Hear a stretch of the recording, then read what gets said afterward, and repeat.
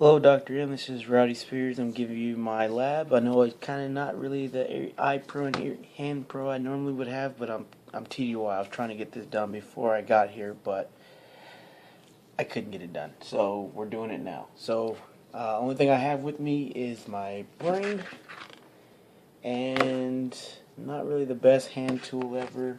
And I have my outline I'm supposed to be following. So bear with me a little bit. We're going to get through it. So first I want to start off with this terrible layer that is a lot harder to cut through than I thought. This stuff here is really causing a problem. But this is your Duramatter, and I get why they say it's Duramatter, because it's durable. And this knife is sharp, and I've been sitting here trying to cut this gently, and it hasn't been working. Moving on though. So you can see the lines a little bit. I have as much light as I can get over here. The lines, or the grooves, are called your sulcus, which are those lines, or sulcus, and then your ridges are called your gyri or gyrus. I don't know if I can see because I have shades on, because it's the only eye pro I had, so sorry about that as well. This line I have here in the center is actually your longitudinal cerebral fissure. Moving on. So, coming down here to the bottom, we have what begins your brainstem. You have your spinal cord attachment, which is kind of busted. It was like that before I got it, so it's not my fault. Then we have our medulla oblongata, and then we have our pons right here. It's that next surface area. Alright, and then we have what's called the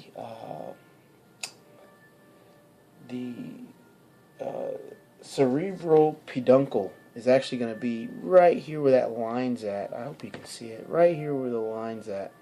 It's going to be the back side, or the underside, of the interior part between the cerebrum and the cerebral hemispheres. Let me see if I can get this open real quick before I cause a big problem. Mind you, this is not easy. Oh, come on. You durable piece of garbage. Alright. Well, I'm going to explain. I'm going to cut it open and I'll re-explain. But once I cut this open, and actually I'm able to separate the cerebrum, or they call it the small brain. Another way of saying it. Oh my gosh. Once I'm able to separate it from the top piece here, I can actually show you the superior colchis and the inferior colchis. Pretty much there's four bulbs underneath. The top two bigger ones are going to be your superior colchis, and your bottom two are going to be the inferior colchis. Holy mac and cheese. Okay. Well, I'm going to go ahead and talk about this real quick. So we have, if I can open this up, if you want me to do another one I will, with a little bit better prepared, but I kind of cut it a little bit. This center section of the cerebellum, which is that small brain, the center section has a couple little grooves in between, and that's called your vermis or vermis. I'm not sure which one it is. It's vermis or vermis. And then obviously that separates two halves on the small brain, or your cerebellum, and that's considered your left lateral lobe or hemisphere and your right lateral hemisphere. Alright, so I'm going to flip this over, and we're going to try to make this happen in a reasonable time. I feel like I'm cutting steak. So you have these two nubs here, or two top nubs, or two circular, I should say, and that's going to be your olfactory bulbs. Underneath is where the nerves actually come to the front of the brain, so that's going to be your olfactory nerves. Goodness gracious, I should have had this cut already. I'm probably messing a lot of stuff up. Okay, I think I got a winner here. Nope, I lied. I'm not trying to cut myself. I wish I had a scalpel. It's a sharp knife. I sharpened it. I promise. Okay. Oh, this video's getting long, and I haven't even gotten halfway through. Okay, I'm getting a little messy here. I'm trying not to destroy it. Alright, woo, look at that. You know what, I'm going to have to start this over and show it. Okay, cool, cool. Oh, alright, so you can see I tore it up a little bit, but we have the all factory bulb and then the nerves that go underneath, and those connect to your optic nerve. Your optic nerve is going to be the nerves coming from what's called this chiasm here. There's our chiasm. There's like an X pattern that comes up here. X pattern. The light's not that good. The X pattern are these little pieces here. So anything above the X pattern is just your optic nerve. Anything below, leading down to the rest of the brain, is your optic tract.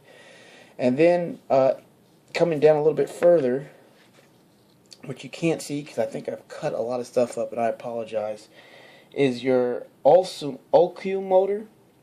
And it's going to be it's going to be some nerves coming in here in the center, and that's going to lead to your trochlear, which are kind of small ones too, a little bit underneath.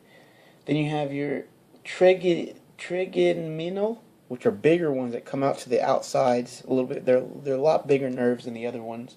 And then you have your abducens, which are going to be right here in this center area. I'm sorry if I cut this thing up. It looks like I'm trying to kill a chicken. But the next part, I'll be doing the cutting it and showing you the midsection of the brain. Alright, Dr. M, this is part 2 of the brain dissection. Hopefully I do better. I know it kind of looks like a thigh, but it still is a chicken thigh, but it still is a brain, sheep brain. So, starting first, got most of the dirt matter off. Yay. So now it's easier for me to hold. Right here we have the midsection, our midisagittal section. I hope I didn't butcher that.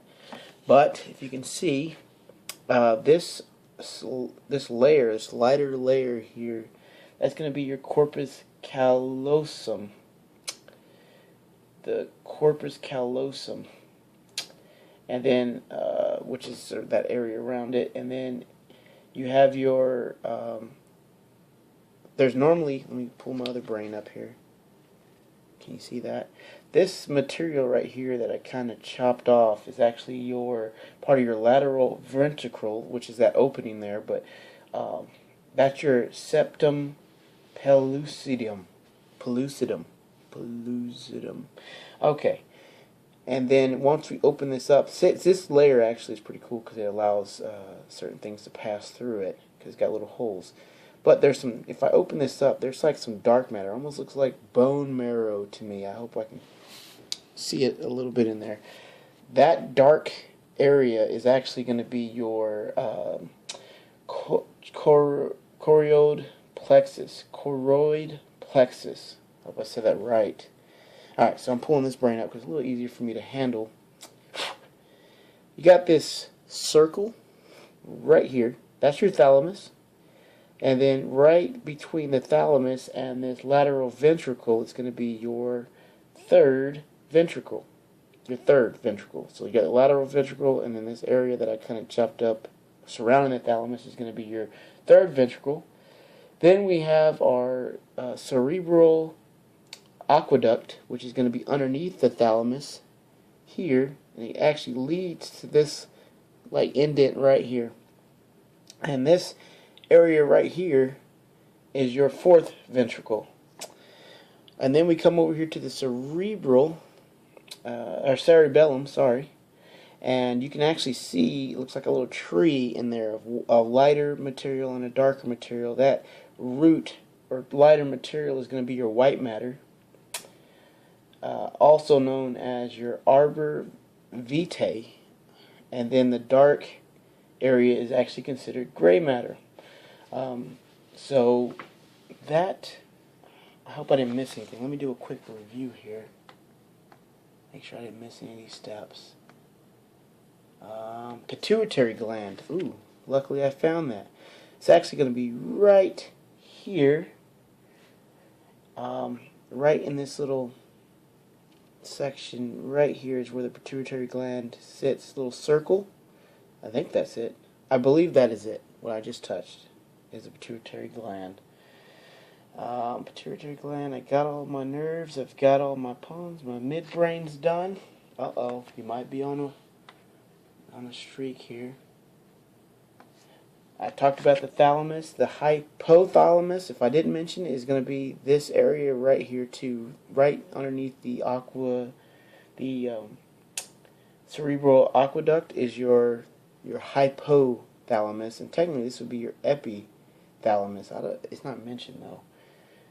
And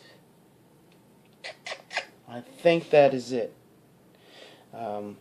Please feel free to contact me if I miss anything. I have shades on, so I can't see that well, but I'll come prepared next time.